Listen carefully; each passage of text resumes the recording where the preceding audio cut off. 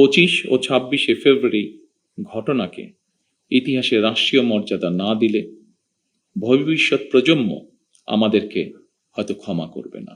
আজ 25 ফেব্রুয়ারি জাতির ইতিহাসে এক রক্তাক্ত এবং বেদনা বিধুর দিন। এ দিনটি এলে প্রকৃতি যেন আবার স্মৃতি ও শোকের ভারে নীরব হয়ে যায়। জীবন অবাক না করলে কে করবে? 28% মিল্ক ফ্যাটের অবাক করার সাথে ফ্রেশ মিল্ক পাউডার। জীবন অবাক করুক প্রতিদিন।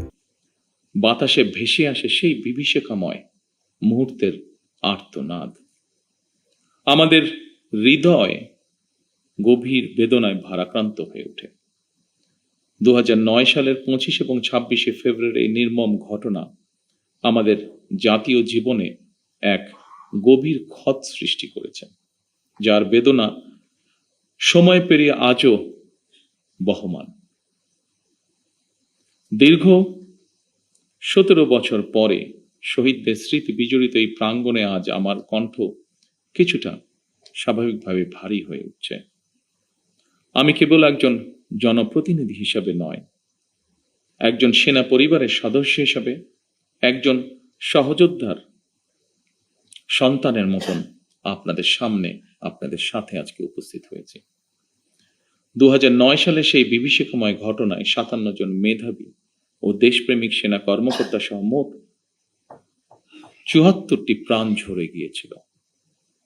প্রতিটি নাম একটি পরিবারের আলো নিভে যাবার গল্প, প্রিয়জন হারানোর বেদনা বিধুর অধ্যায়, একটি সন্তানের পিতৃহীন হওয়ার ইতিহাস, একটি স্বপ্নের অসমাপ্ত মহাকাব্য।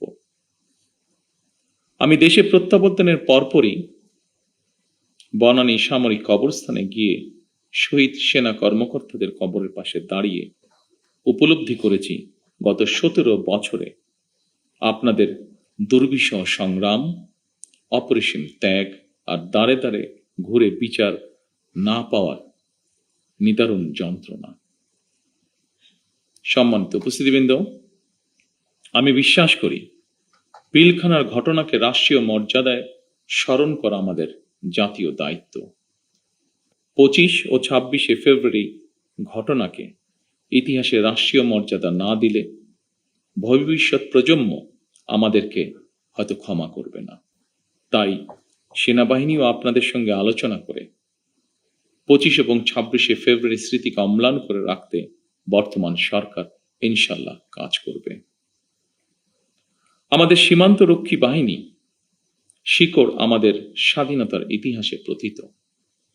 1971 সালের যেদিন চট্টগ্রামের কালুরঘাট বেতার কেন্দ্র থেকে শহীদ রাষ্ট্রপতি জিয়াউর রহমান স্বাধীনতার ঘোষণা দিয়েছিলেন, সেদিন সেনাবাহিনীর সাথে তদানীন্তন ইপিআর এর সদস্যবৃন্দ বেতার কেন্দ্রের দায়িত্বে নিয়োজিত এক থেকে গৌরবময় ইতিহাসের সাক্ষী হয়েছেন এবং মহান মুক্তিযুদ্ধের সূচনা লগ্ন থেকে সেনাবাহিনীর সাথে অবিস্মরণীয় অবদান রেখে চলেছেন।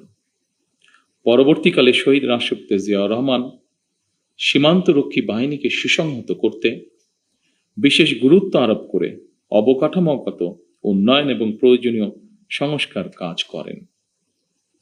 সেনাবাহিনী থেকে যোগ্য ও মেধাবী অফিসারদের পেশনে প্রেরণের সংখ্যা বৃদ্ধি করা হয়।